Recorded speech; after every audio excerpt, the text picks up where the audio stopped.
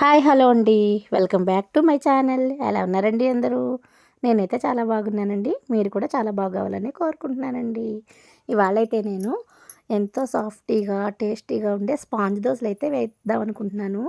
దానికోసమైతే నేను బ్యాటర్ని ముందు రోజు నైటే రుబ్బేసుకుని పర్మెంట్ చేసుకున్నాను. ఒక గిన్నెలోకి కావాల్సిన పిండిని తీసుకుని సాల్ట్, వాటర్ వేసుకుని ఉండలు లేకుండా బాగా కలిపేసుకుని స్టవ్ మీద ఒక పెనం పెట్టుకుని స్టవ్ ఆన్ చేసుకుని ముందుగా అయితే ఆయిల్ అప్లై చేశాను. ఒక 2 గరిటెలు పిండిని అయితే వేసి పిండిని ఎరపకుండా ఒక లిడ్ని అయితే పెట్టేసుకుని స్టవ్ సిమ్లో పెట్టుకున్నానండి. దీనికోసం కాంబినేషన్గా మంచి కారం చట్నీ అయితే చాలా బాగుంటుంది. సో నేను దీనికోసం టమాటా అండ్ కొత్తిమీర చట్నీ చేద్దాం అనుకుంటున్నాను. దానికోసం కావాల్సిన టమాటాలు, పచ్చిమిరపకాయలు, కొత్తిమీర అన్నీ అయితే శుభ్రంగా కడిగేసుకుని టమాటాలు అయితే కట్ చేసుకుంటున్నాను అనమాట.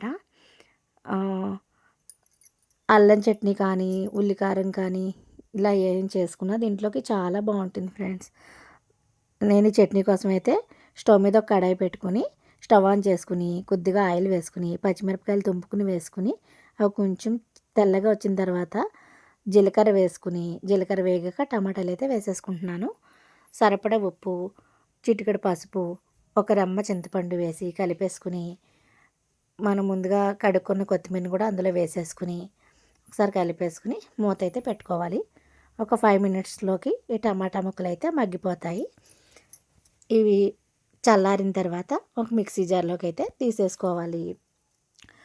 టేస్ట్ బ్యాలెన్స్ అవ్వడం కోసం చిన్న బెల్లం ముక్క, 4 వెల్లుల్లి డబ్బులు వేసి ఇది మెత్తటి పేస్ట్లా అయితే చేసుకోవాలి. అప్పుడు దీనికి పోపు పెట్టుకోవాలండి. పోపు కోసం అయితే స్టవ్ వెలిగించుకుని స్టవ్ మీద చిన్న మూకుడు పెట్టుకుని పోపు దినుసులు వేసుకుని అవి కొంచెం వేడెక్కిలోగా 4 వెల్లుల్లి డబ్బులు అయితే కచ్చా పచ్చగా దంచుకుని ఎండుమిరపకాయ ముక్కలు, ఈ వెల్లుల్లి డబ్బులు, కరివేపాకు వేసుకుని పోపు అయితే పెట్టేసుకోవాలి. అంతే ఫ్రెండ్స్. మీకు ఈ వీడియో కనుక నచ్చినట్టయితే లైక్ చేయండి, షేర్ చేయండి, సబ్స్క్రైబ్ చేయండి.